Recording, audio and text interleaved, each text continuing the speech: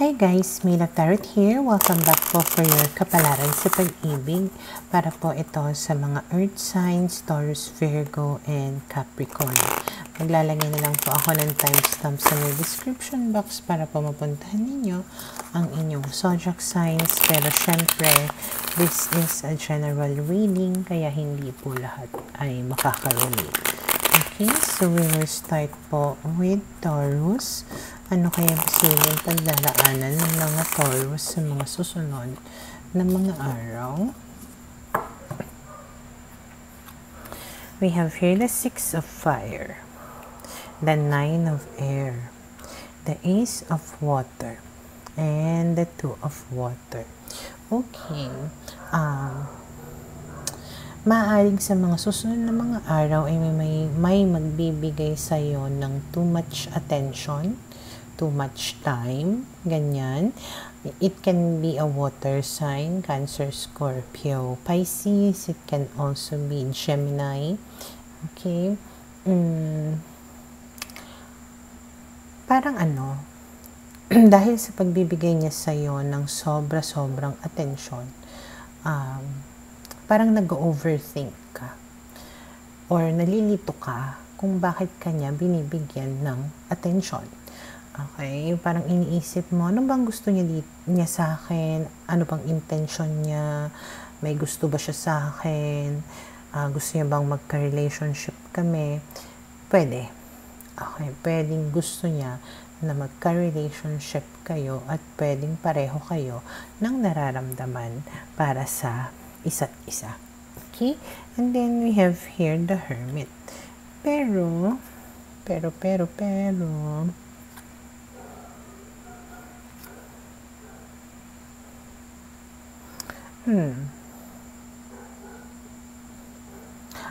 okay. So, itong tao na ito is a person from your past na nagbabalik at parang nagulat ka kasi nga binibigyan ka niya ng too much attention na naman. Okay? Siguro na-realize nitong tao na to na mahal ka pa niya at parang gusto niya na makipag-reconcile or reunite sa'yo. 6 of Water, reconciliation. 3 of Water, reunion. Okay? So, pwedeng sabihin niya to sa'yo, maging honest siya sa'yo, will tell you straightforward na, I still love you. Gusto ko magkabalikan tayo. Napagtanto ko na mahal pala kita. Okay? And then we have here the 6 of Air. So, magkakaroon ng mga positive changes sa relationship ninyong dalawa. And then we have here the 10 of Earth na pwedeng maging masaya kayo, maging committed kayo sa isa't isa. And 3 of Fire, and maybe to take your relationship into the next level. Okay? And then we have here the Page of Earth, and then the Messenger of Earth. So, talagang siya, parang nagiging serious talaga siya and committed to you. And mukhang hindi lang siya puro salita, kundi makikita mo rin sa kanyang mga ginagawa. Parang maaasahan mo naman siya sa mga pinapangako niya sa'yo. And siguro may mga bagay lang na medyo matagal niya na maibigay sa'yo, but it does not mean na hindi niya ibibigay. Okay? Maaaring mabagal lang yung usad, yung proseso, pero seryoso siya at ginagawa niya yung makakaya niya para mapanindigan niya yung mga pangako niya sa iyo. Okay?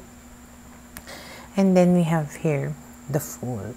So, ibig sabihin, magkakaroon kayo ng new beginning nitong tao na ito na hindi ka masyadong mag-worry, na parang stress-free, carefree, ganyan.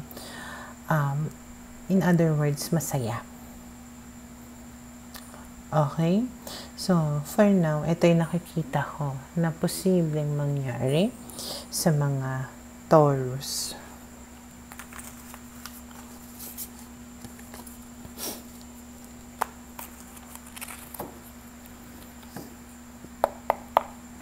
Para sa mga Virgo, okay, let's see. Ano kayong posibleng pagdaraanan ng mga Virgo sa mga susunod na mga araw?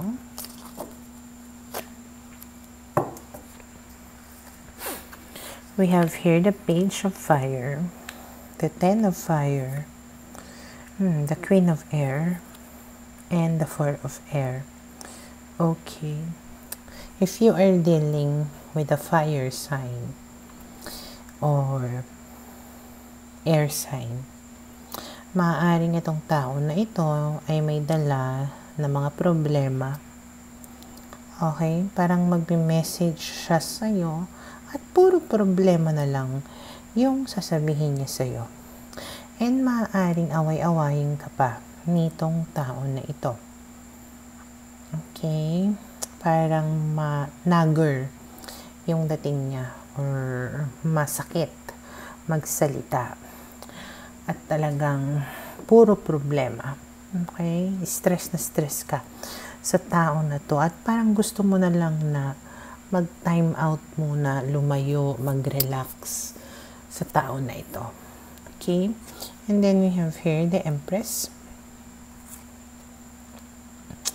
the Five of Water, the Ten of Water, and the Queen of Water. Mahal mo naman itong tao na to, ano? Pero parang there's a part of you na nagsisisi kung bakit nakipagrelasyon ka sa tao na to or kung bakit mo minahal itong tao na to. Parang nahihirapan ka sa mga responsibilities, lalong-lalo na kung meron kayong anak or kung buntis ka ngayon. Parang pwedeng inaako mo lahat ng responsibilidad, ng problema, kaya parang hirap na hirap ka na dito. At tumiiyak, nagsisisi kung bakit nakipagrelasyon ko pa sa kanya. Pero ayun nga, mahal mo kasi eh. Pero gusto mo lang na kumbaga mag-relax. Gusto mo munang kalimutan saglit. It doesn't mean na gusto mo makipaghiwalay sa tao na to. Gusto mo lang kumbaga na basta magpahinga.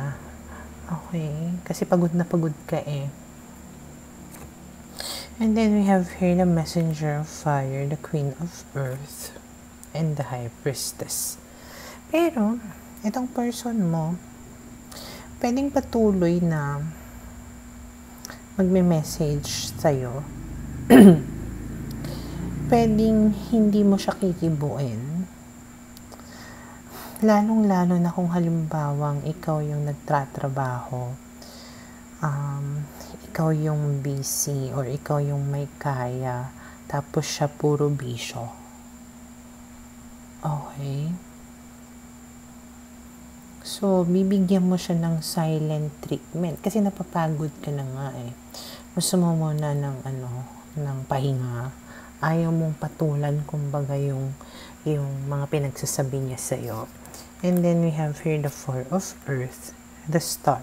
Pero, ayun nga, hindi ibig sabihin na nag-give up ka na sa kanya. In fact, hindi mo rin siya mabitaw-bitawan eh. Kasi somehow umaasa ka pa rin na things will become better or things will change, in the future. Kaya, you are still holding on to this person.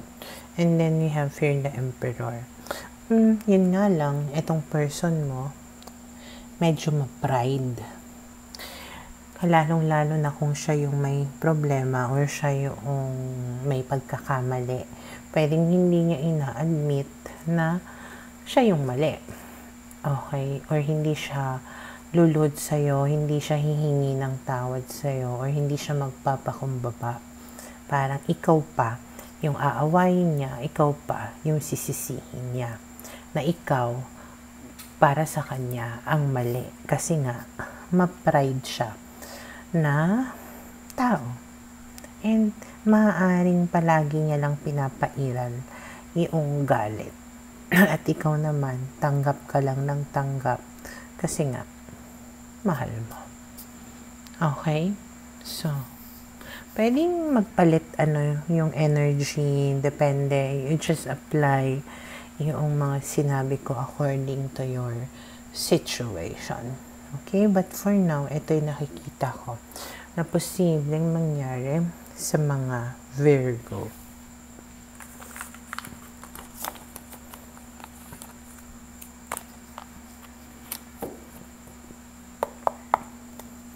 Para sa mga Capricorn, okay, let's see, ano kayong posibleng pagdaraanan ng mga Capricorn sa mga susunod na mga araw.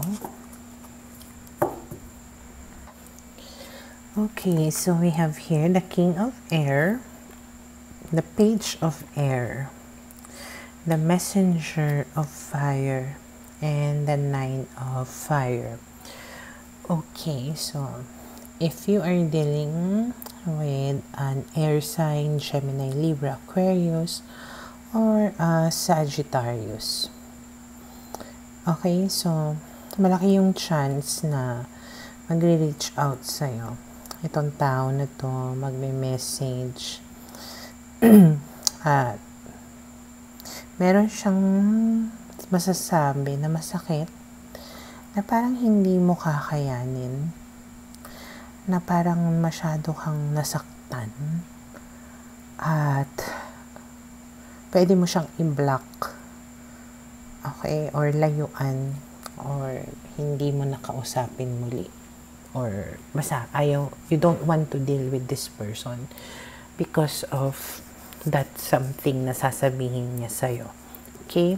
And then we have here the High Priestess. Yeah, so parang silent treatment yung gagawin mo sa kanya, and parang lalayuan mo nga. Pero ayun, patuloy ka nitong susuyuin. Pwede kanyang habulin and to ask for forgiveness from you. Okay? Na parang the more na nilalayuan mo siya, the more na nilalapitan ka at hinahabol. And then we have here the Queen of Earth, the Two of Fire, and the Page of Water. Pero ikaw, there's something that has changed within you na parang mas naging secured ka sa self mo, confident ka, na you are also thinking about yourself, your well-being, and your future. There is also this part of you na naiisip na, baka meron pang iba para sa akin, baka may makikilala pa ako in the future, na baka hindi siya yung nakalaan para sa akin, ganyan. And siguro nararamdaman niya yon na hindi na ganun naka-effective yung panghahabol niya sa'yo or panunuyo niya sa'yo. Pwedeng nararamdaman niya na sumuko ka na sa kanya at napagod ka na. Kaya the more na lumalayo ka sa kanya, the more na hinahabol ka niya. Okay? Kasi nga nararamdaman niya na yung pagbitaw mo. Okay? And then we have here the Four of Earth and the Wheel of Fortune, which I already sent. Parang the more na lumalayo ka, the more na parang pinipigilan ka niya, kumakapit siya sa'yo para hindi ka magbago. Pero ikaw, kumakawala ka na. Kasi you want some changes to happen in your life. Okay? Or pwedeng ibig sabihin yan ni Wheel of Fortune, nagiging baliktad na, umikot na yung sitwasyon. Kung dati ikaw yung habol ng habol, ngayon siya naman. Okay? And then we have here the Hermit. Kasi pwedeng natauhan ka na finally, or nagising ka na sa katotohanan. Okay? So for now, ito yung nakikita ko na posibleng mangyari sa mga Capricorn.